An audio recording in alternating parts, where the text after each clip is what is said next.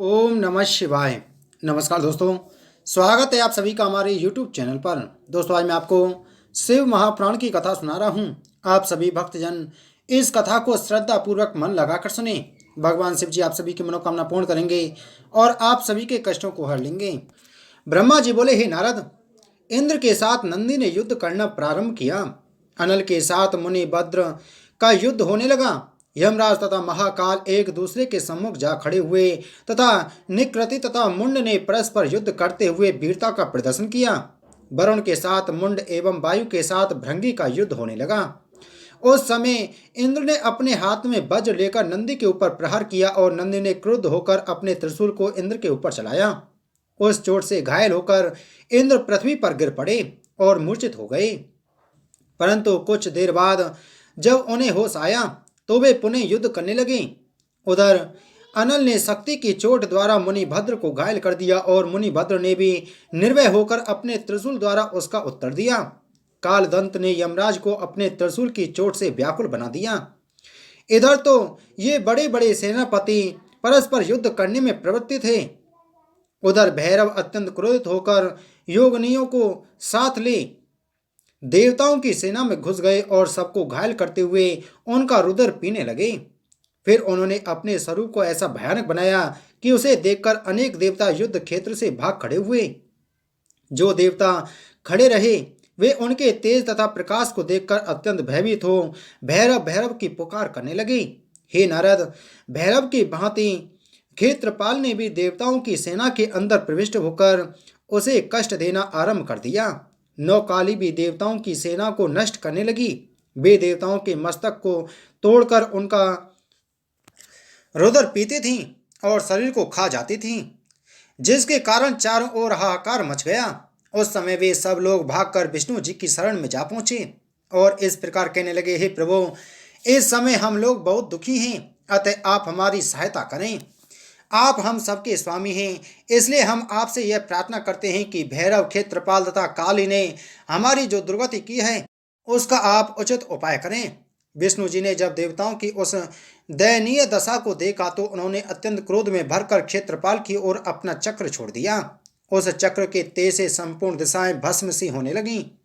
जब क्षेत्रपाल ने उस प्रज्वलित ज्योति को इस प्रकार अपनी ओर आते देखा तो उसने वह चक्र अपने मुख में डाल दिया। यह देखकर विष्णु जी ने क्षेत्रपाल के गाल पर अपनी गदा का प्रहार किया, जिसके कारण वह मुंह के बल पृथ्वी पर गिर पड़ा। हे नारद, इस अवस्था को देखकर काली जी विष्णु के सम्मुख जा पहुंची।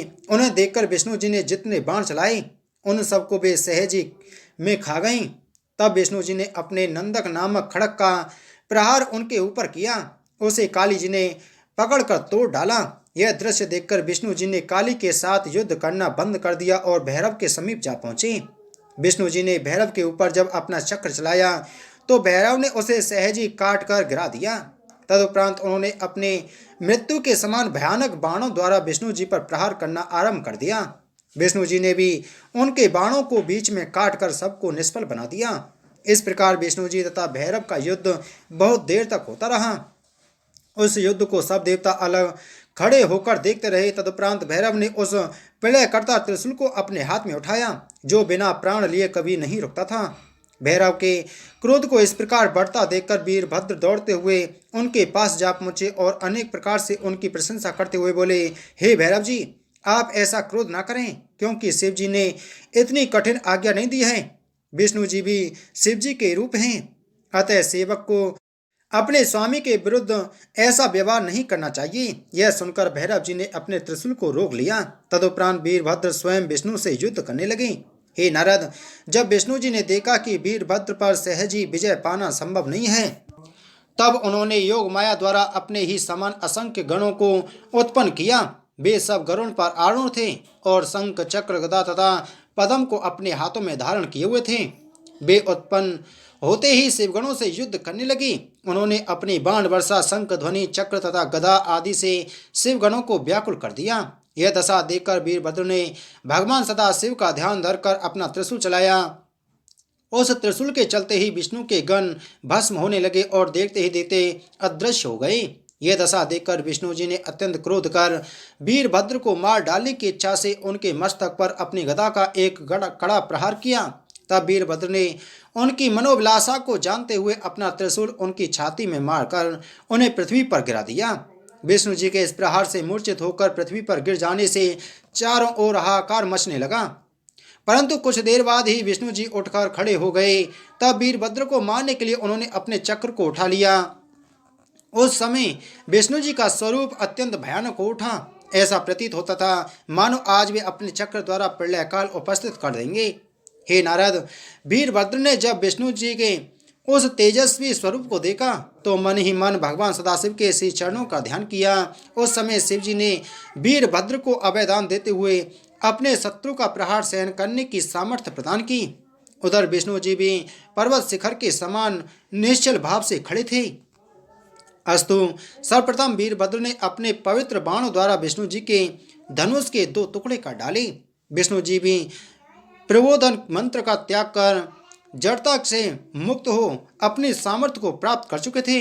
अस्तु, उस समय का दृश्य देखकर मैंने अर्थात ब्रह्मा ने विष्णु जी से कहा, हे प्रभु, होनहार किसी के मिटाए नहीं मिटती। यद्यपि आपने दक्ष की रक्षा करने में कोई कसर नहीं उठा रखी, परंतु उसका भाग्य ही इस समय विपरीत है, इसलिए आप इस युद्ध में विजय प्राप्त नहीं कर सकेंगे। वीरभद्र इस यज्ञ को अवश्य नष्ट करके मानेगा। शिव जी के क्रोध के साथ ही साथ इसका यह भी एक कारण है कि दधीचि मुनि ने भी इस यज्ञ को नष्ट होने का शाप दिया है। यदि ब्राह्मणों के वाक्य को सत्य न माना जाए तो संपूर्ण सृष्टि छली एवं नास्तिक हो जाएगी। अस्तु, आप युद्ध करना बंद कर दें। जिस समय भगवान सदाशिव पुनः कृपालु होंगे उस समय बिगड़े हुए सभी कार्य स्वतः ही बन जाएंगे। आपकी और शिव जी की लीला अपार है, उसका भेद कोई नहीं जान सकता। हे नारद, मेरी इस बात को सुनकर विष्णु जी युद्ध बंद करके अपने लोक को चले गए और मैं भी अपने लोक को चला आया, क्योंकि मैं यह जानता था कि जब शिव जी पुनः दयालु होंगे तभी बिगड़ा कार्य बन सकेगा। ब्रह्मा जी बोले, हे नारद, जिस समय विष्णु जी अपने लोक को चले गए उस समय यज्ञ देवता को अत्यंत शोक हुआ। वह मृग का रूप धारण कर उस स्थान से भाग चला, परंतु वीरभद्र ने उसे तुरंत ही पकड़ लिया। तदुपरांत उन्होंने उसके मस्तक को धड़ से काटकर यज्ञ कुंड में डाल दिया। फिर वे अत्यंत क्रुद्ध हो बारंबार गरजते हुए यज्ञ मंडप के समीप पहुंचे। भैरव, क्षेत्रपाल तथा काली आदि ने यज्ञ स्थल पर उपस्थित सभी लोगों को इस प्रकार पकड़ा मानो वे कोई चोर हों। कोई शिवगण देवताओं को पकड़ता, कोई मुनियों को बांधता था, कोई विष्णु के घंटे को तोड़ता था और कोई यज्ञ कुंड को ठंडा करने के लिए उसमें जल डाल रहा था। सभी शिवगण अपने शत्रुओं के साथ घोर युद्ध कर रहे थे और यज्ञ मंडप को गिराने में संलग्न थे। उन्होंने अपने मुखधरों की चोट से अनेक के हाथ पांवों को कुचल दिया और यज्ञ पात्रों को तोड़कर नदी में फेंक दिया।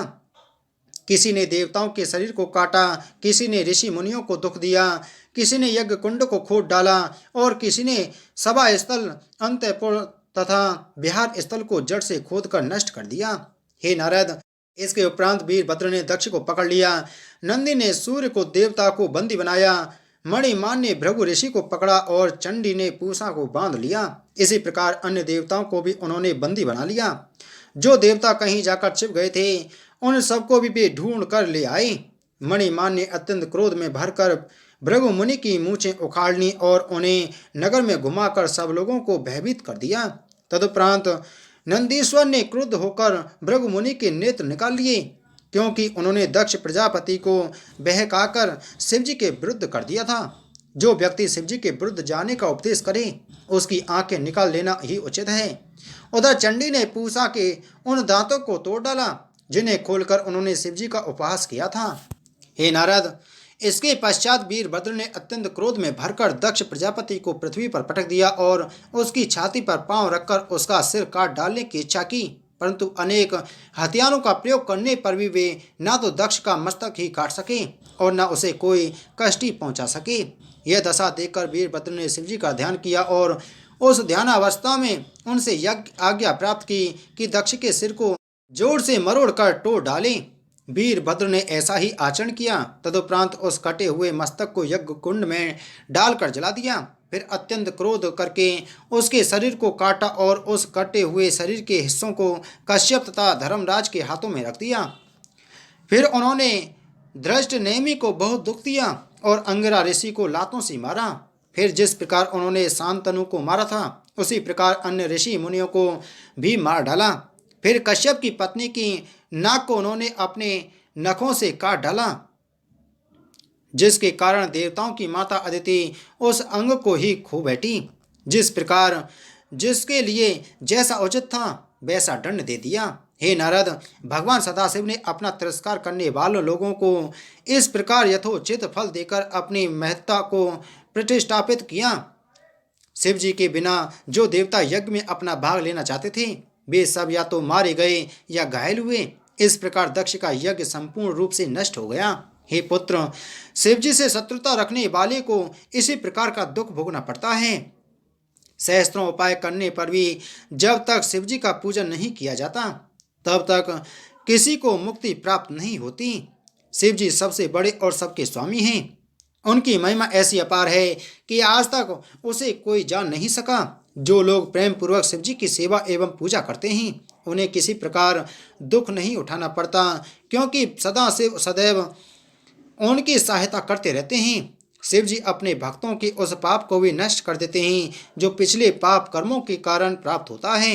शिव जी के विपरीत चलने वाला मनुष्य इस संसार में तो दुख ही पाता है, अंत में दंडनीय होकर नरकवास भी करता है।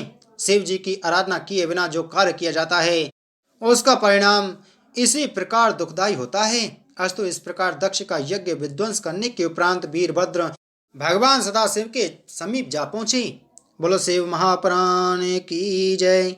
बोलो शिव शंकर भगवान की जय।